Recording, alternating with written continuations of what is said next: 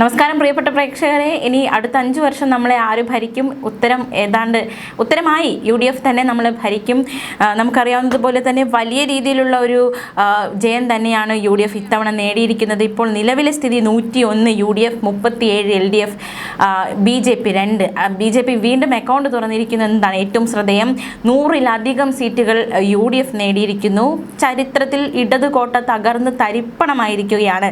വലിയൊരു പരാജയം തന്നെയാണ് LDFന് നേരിട്ടിരിക്കുന്നത്. പ്രത്യേകിച്ച് മന്ത്രിമാരായിരുന്നവർക്ക് പോലും ജയിക്കാനായില്ല എന്നത് എന്തായാലും പാർട്ടിക്ക് വലിയ തിരിച്ചടിയായിരിക്കുന്നു. എന്തായാലും തിരുത്തലുകളൊക്കെ അല്ലെങ്കിൽ തിരുത്തലുകളൊക്കെ ഉണ്ടാകും.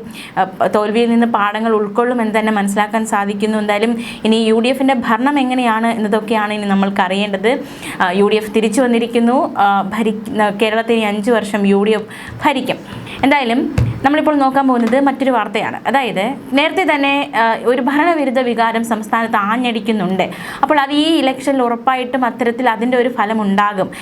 UDF അധികാരം തിരിച്ചു പിടിക്കും എന്നതടക്കമുള്ള നിഗമനമൊക്കെ നേരത്തെ തന്നെ ഉണ്ടായിരുന്നു. ഇതിൻ്റെ അടിസ്ഥാനത്തിൽ പല നേതാക്കന്മാരും പരസ്യമായി തന്നെ ആ ഒരു ആത്മവിശ്വാസത്തിൻ്റെ പുറത്ത് ചില വെല്ലുവിളികളൊക്കെ വിളിച്ചിരുന്നു. അത്തരത്തിലൊരു വെല്ലുവിളിയായിരുന്നു KC സംസ്ഥാന വൈസ് പ്രസിഡന്റ് അരുൺ രാജേന്ദ്രൻ്റെ ഭീഷണി. അതായത് മുഖ്യമന്ത്രിയുടെ സുരക്ഷാ ഉദ്യോഗസ്ഥന് പരസ്യ ഭീഷണിയുമായി KC നേതാവ് രംഗത്ത് വന്നിരുന്നു. നമുക്കറിയാം, മുഖ്യമന്ത്രിയുടെ വാഹനത്തിന് നേരെ സമരവുമായി എത്തിയ പ്രവർത്തകരെ പോലീസ് പിടിച്ചു മാറ്റിയത്, ഗൺമാൻ അടക്കമുള്ളവർ ആക്രമിച്ചത്, തല അടിച്ചു പൊട്ടിച്ച സംഭവമൊക്കെ നമുക്കറിയാവുന്നതാണ്. തല അടിച്ചു പൊട്ടിച്ചതിന് കണക്ക് തീർക്കുമെന്നായിരുന്നു KC സംസ്ഥാന വൈസ് പ്രസിഡന്റ് അരുൺ രാജേന്ദ്രൻ നേരത്തെ സാമൂഹ്യ മാധ്യമത്തിലൂടെ ഭീഷണി മുഴക്കിയത്. മുഖ്യമന്ത്രിയുടെ സുരക്ഷാ ഉദ്യോഗസ്ഥൻ സന്ദീപിന്റെ ചിത്രം പങ്കുവച്ചായിരുന്നു ഭീഷണി.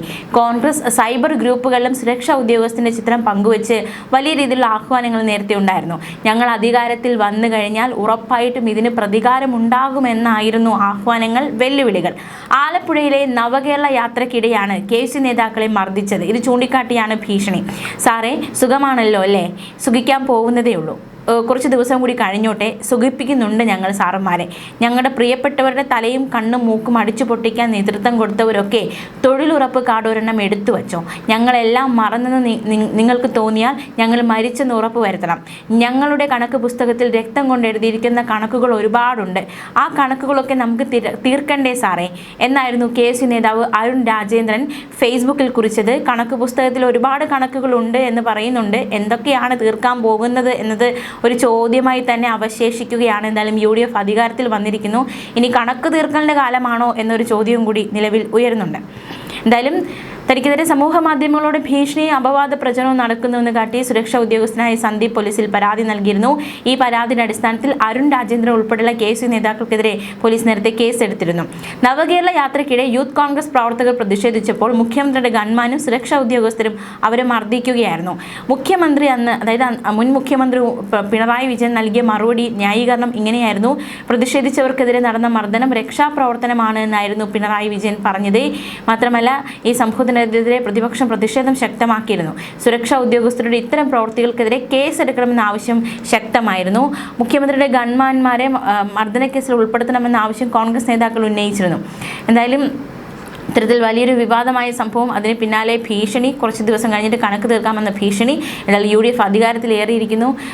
എന്താണ് ഇവരുടെ ഈ ഭീഷണിയുമായി ബന്ധപ്പെട്ടുള്ള മുന്നോട്ടുള്ള പോക്ക് എന്ന ചോദ്യമാണ് നിലവിൽ ഉയരുന്നത്. എന്തായാലും UDF വലിയ രീതിയിലുള്ള ജയം സ്വന്തമാക്കിയിരിക്കുന്നു. അഭിനന്ദാർഹമായ ഒരു ജയം തന്നെയാണ് UDF നേടിയിരിക്കുന്നത്. ഇനി മുഖ്യമന്ത്രി ആരാണ് എന്ന ചോദ്യവും അവശേഷിക്കുന്നുണ്ട്. ആ തീരുമാനമെടുക്കാൻ വൈകുമോ എന്ന ചോദ്യം ഉയരുന്നുണ്ട്. എന്തായാലും KPCCക്ക് മുന്നിൽ വലിയ രീതിയിലുള്ള ആഘോഷമുണ്ട്. ആ ആഘോഷ ദൃശ്യങ്ങളിലേക്ക് നമ്മൾ പോവുകയാണ്.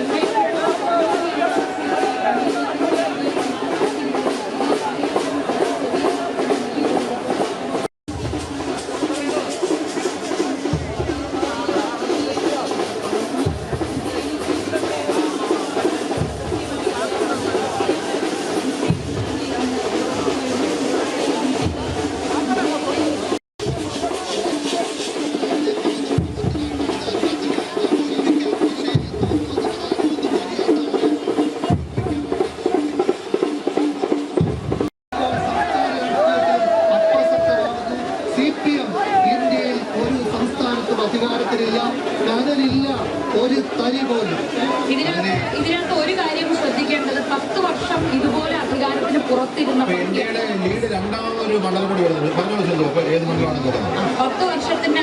വർഷം അധികാരത്തിന് പുറത്തിരുന്ന പാർട്ടിയാണ് കോൺഗ്രസ്. പക്ഷെ അത് ഇത്രയും മികച്ച വിജയം നേടിയാണ് തിരിച്ചു വരുന്നത്. CPM 10 വർഷം അധികാരത്തിൽ ഇരുന്നതിന് ശേഷം പുറത്തേക്ക് പോവുകയാണ്. അധികാരമില്ലാതായാലും അത് തിരിച്ചറിഞ്ഞുകൊണ്ട് അവരുടെ സംഘടന ശക്തിപ്പെടുത്തി അവിടെ ലീഡ് ചെയ്യുന്നത് UDF ആണ്. കണ്ണൂരിൽ 5 സ്ഥലത്ത് UDF ലീഡ് ചെയ്യുന്നു. കോഴിക്കോടാണ് അത്ഭുതം, 2 സ്ഥലത്ത് മാത്രമാണ് LDF ലീഡ് ചെയ്യുന്നത്. 11 കോഴിക്കോട് ഞെട്ടിച്ചുകൊണ്ട് ലീഡ് ചെയ്യുകയാണ്. മലപ്പുറത്ത് 16 UDF ആണ്.